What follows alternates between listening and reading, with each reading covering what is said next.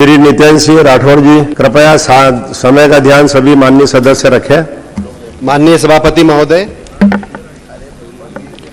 आज मैं किसानों की समस्या सदन में उठाने उस किसान की ओर से खड़ा हूं जिसके हाथों की लकीरों में इस प्रदेश की खुशहाली लिखी जाती है, लेकिन जिसकी अपनी किस्मत आज सरकार की नीतियों ने धुंधली कर दी।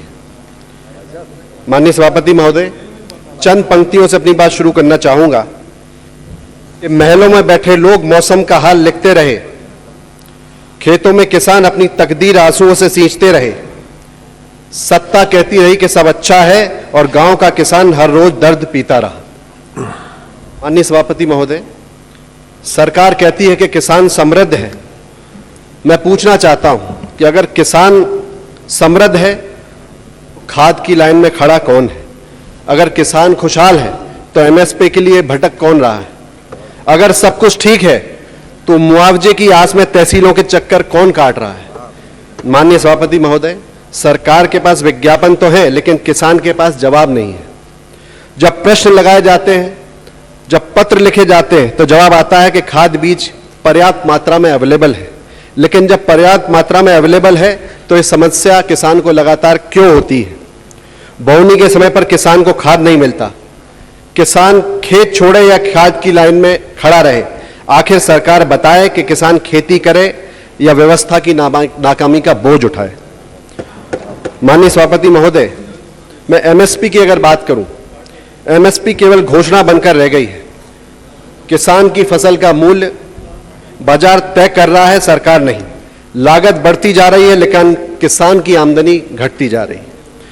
कभी अतिवृष्टि, कभी सूखे ने हजारों किसानों की फसल बर्बाद कर दी। आज भी किसान इंतजार कर रहा है, क्या सरकार का सर्वे किसानों के आंसू सूखने के बाद पूरा होगा? माननीय सभापति महोदय, फसल बीमा योजना का सच भी प्रदेश का हर किसान जानता है। जब प्रीमियम लेना होता है तो व्यवस्था तेज दौड़ती है, लेकिन जब मुआवजा देना होता है तो फाइलें रेंगने लगती हैं। माननीय सभापति महोदय, मंडियों में समय पर तुलाई नहीं होती, किसान अपनी उपज लेकर दिन रात बैठा रहता है। बारिश आए तो नुकसान किसान का, धूप पड़े तो नुकसान किसान का, इंतजार बढ़े तो नुकसान किसान का। आखिर हर बार नुकसान किसान का ही क्यों? और बिजली बिलों ने खेती को घाटे का सौदा बना दिया है। सिंचाई महंगी, डीजल महंगा, खाद महंगी, बीज महंगे, फिर सरकार पूछती है कि किसान परेशान क्यों है। माननीय सभापति महोदय, मैं ज्यादा बात न करते हुए संक्षिप्त में ही अपनी बात रखूंगा। मैं आपकी भावना समझ रहा हूं।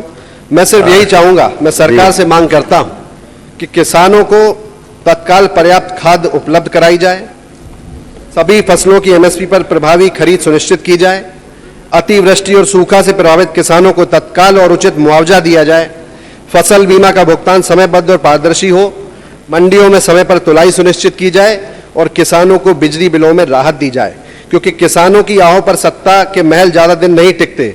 इतिहास गवाह है, जब अन्नदाता उठ खड़ा होता है तो सबसे मजबूत सिंहासन भी हिल जाता है।